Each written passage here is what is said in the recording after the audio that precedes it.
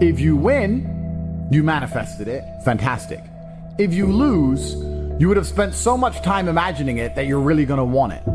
And because you're really going to want it in your mind, you're going to be more motivated to work hard than ever before.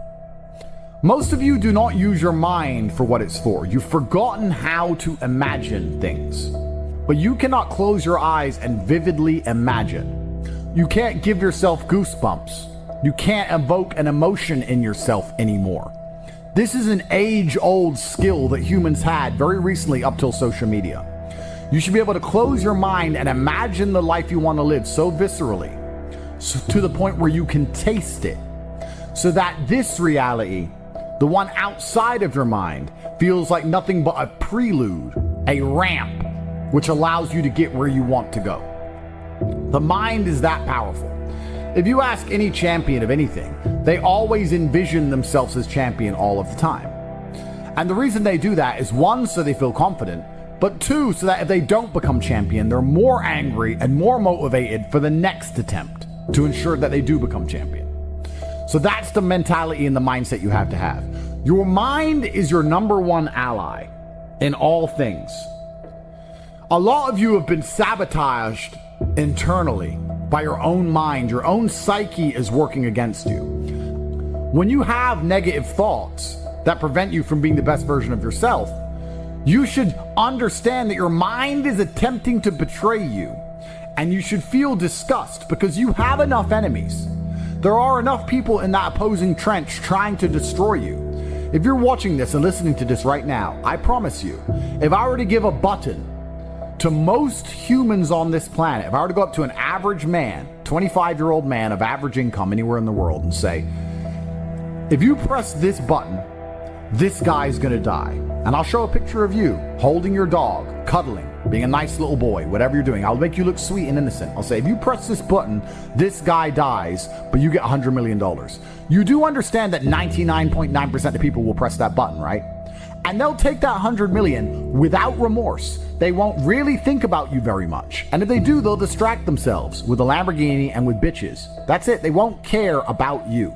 There's enough people in the opposing trench who are prepared to destroy you for self-interest, that the idea of you not having every single part of you on your own side is truthfully sad. You need to be in a better position than that. You cannot allow your own mind to betray you ever. It has to be 100% on side all of the time. Once your mind is on side, once every part of your psyche is on your team, that's when you can go and look for other teammates. You can expand your network of other people whose psyche is all 100% on their side, and you have a unified outlook on the world. Then you can go and get things done. But the idea of self-betrayal is something most of you are struggling with and you didn't even realize. So as a thought experiment, we're going to sit here, and I want you to actually think about it. How many times have you doubted yourself? How many times have you didn't feel like doing something you knew you were supposed to do? How many times has your mind tricked you into procrastination or being lazy? How many times has your mind convinced you that it was okay to fail and lose even though you didn't try your best? How many times have you sought comfort in excuses? How many times have you betrayed yourself? Don't worry about your enemies attempting to crush you. That's another conversation. If you actually analyze most of your failures, you're going to see the majority of them come from self-sabotage. And once you're in a position like me where you never betray yourself, where your mind never lets you down, ever. My mind knew exactly what I had to do. I did not miss a single day's training. I did not lose my mind. I did not go mental. I did not have a breakdown. I acted exactly as I was supposed to act. I was fully professional in all things. I got as much work done as I could possibly do. I was extremely productive. I used the experience for what it was. My mind never betrayed me. If you listen and look back on most of your failures, you're going to see that it was your own mind that betrayed you.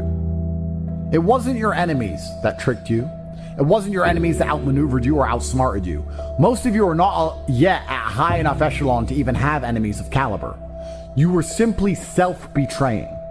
And until you identify that pattern and get yourself in the habit of ensuring that is impossible, then you're always going to lose against people who fully believe in themselves. You know, one of the things that stupid people have that makes stupid people quite successful sometimes is irrational self-belief.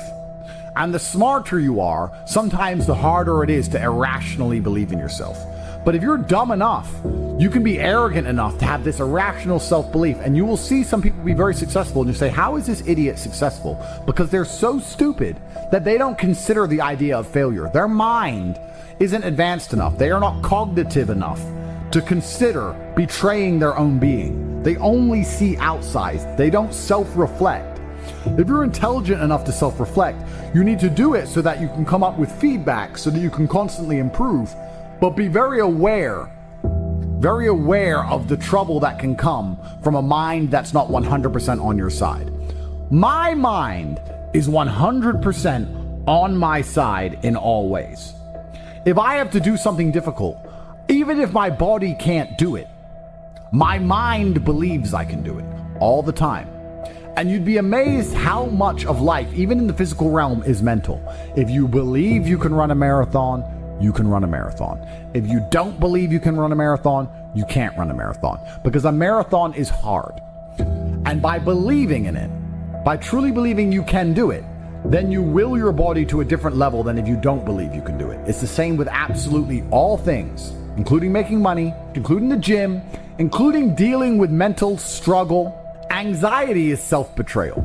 Panic is self-betrayal. Procrastination is self-betrayal. Laziness is self-betrayal. Lacking motivation is self-betrayal. All of these things are self-betrayal. Most of you, your largest enemy on the planet today is yourself. You are the one who is destroying your own prospects because you don't have your own mind under control.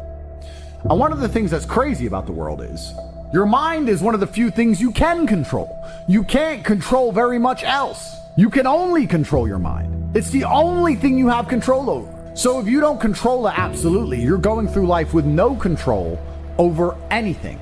You don't control your own mind, which means by extension, you do not control your life, you do not control your woman, you do not control the weather, you don't control nothing. You're just an empty vessel going through life with zero control over anything. You can control, once your mind's in check, your reaction and attitude to things. When you're in the trenches, there's people who give up, there's people who quit, there's people who sow FUD, there's people who feel sorry for themselves, there's people who want an easy way out, and there's other people who say, listen, this is a test, and the only way we're going to get this done is to be irrationally positive all of the time. He's like, well, what can I do about the price of Bitcoin? Perhaps nothing, but the universe may reward you karmically if you at least try to do something positive. Go for a walk, go for a run, burn some calories. Why don't you go down to the nearest grocery store and buy the old lady's groceries? How about that? You're unhappy that Bitcoin's gone down. Fine. What I recommend you do, although you may not understand this because you don't see them as linked, but karmically, all things are linked inside of this universe. Go down to the local grocery store and buy some groceries for an old lady. That's what you should do to fix the Bitcoin price. Now, will that genuinely affect the Bitcoin price? I don't know. It's amazing how this world works. Perhaps in some strange version of events, that slight delay in her thanking you and her getting in the car ends up leading to an increase in the Bitcoin price. But even if it doesn't, perhaps you'll learn something about not being so attached to money.